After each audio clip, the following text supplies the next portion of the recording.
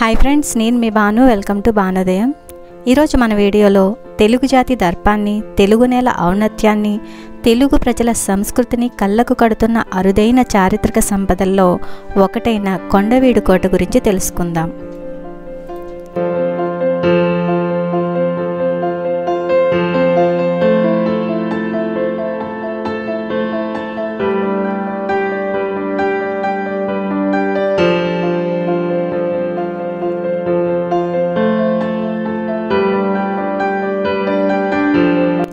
కొండవీడు కోట ఆంధ్రప్రదేశ్ రాష్ట్రం గుంటూరు జిల్లా ఎడ్లపాడు మండలంలోని కొండవీడు గ్రామ పరిధిలో ఉన్న పర్యాటక ప్రదేశం.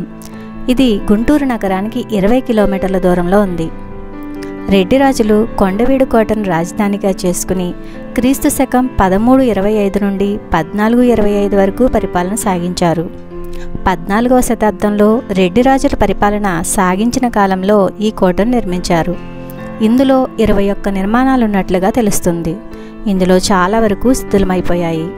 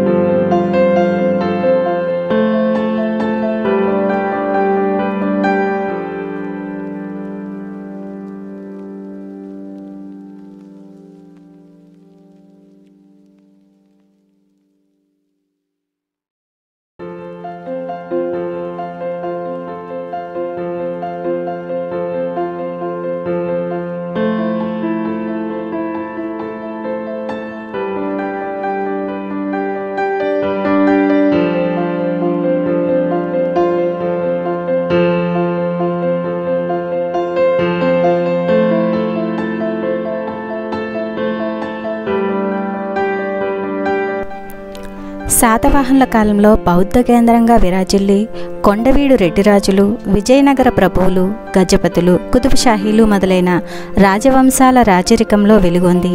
అన్నపోతారెడ్డి కాలం నుండి రెడ్డిరాజుల రాజధానిగా బాసిల్లి వివిధ రాజవంశాలకు ప్రముఖ కేంద్రంగా వర్తిల్లింది.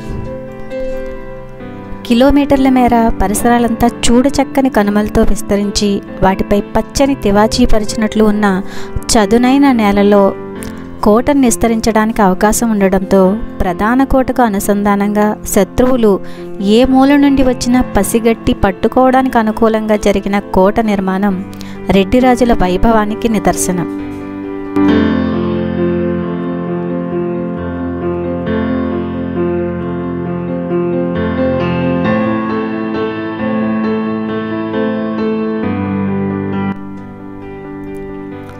కోట నిర్మాణ శైలి అద్భుతంగా ఉంటుంది.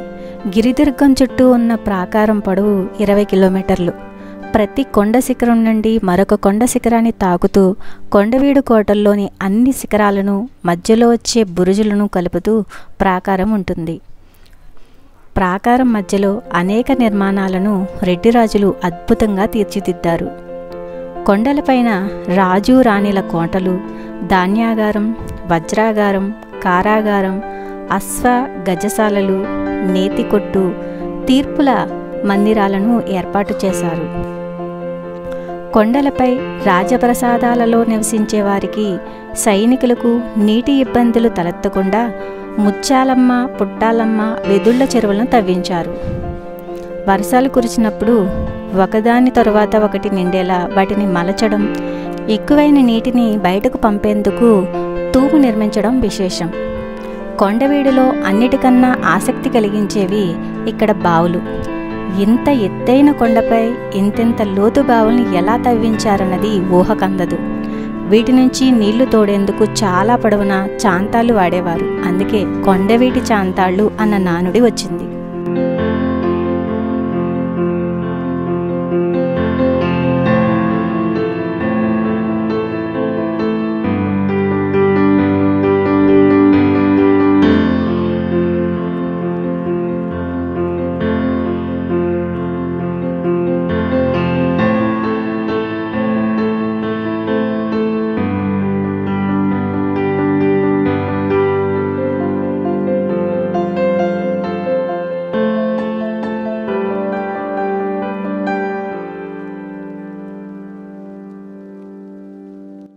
కొండవీడు కోటకు 2 ప్రధాన మార్గాలు ఉన్నాయి. ఒకటి తూర్పు ద్వారం. 2 కొండలను కలుపుతూ 200 అడుగుల పొడవున దీని నిర్మాణం కనిపిస్తుంది. 2 అంతస్తుల నిర్మాణంగా కనిపించే ఈ మార్గంలో అతిపెద్ద శిలాద్వారం స్వాగతం పలుకుతుంది. మరొకటి పశ్చిమ ద్వారం. ఇది కోటను చేరడానికి ఉన్న మెట్ల మార్గం. కొండల్ని కలుపుతూ కిలోమీటర్ల మేర నిర్మించిన ఈ ప్రాకారంలో మొత్తం 23 బురుజులుంటాయి. అవి అప్పట్లో నిరంతర కాపలా స్థావరాలు. వాటిలో ఒకటి నెమళ్ళ బురుజు. ఇది బురుజులన్నిటిలోనూ పెద్దది, పొడవైనది. ఇది విచ్చుకున్న నెమలిపురిలా కనిపిస్తుంది. మరొకటి సజ్జామహల్ బురుజు. దీనిపై నుండి కొండవీడు కోట స్పష్టంగా కనిపిస్తుంది.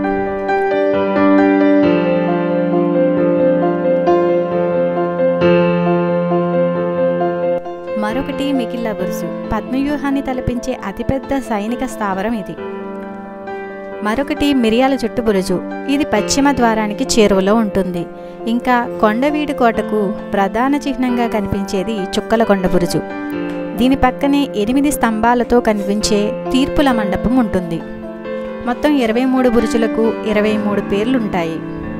కానీ బురుజులన్నీ శిథిలావస్థకు చేరి ఉన్నాయి.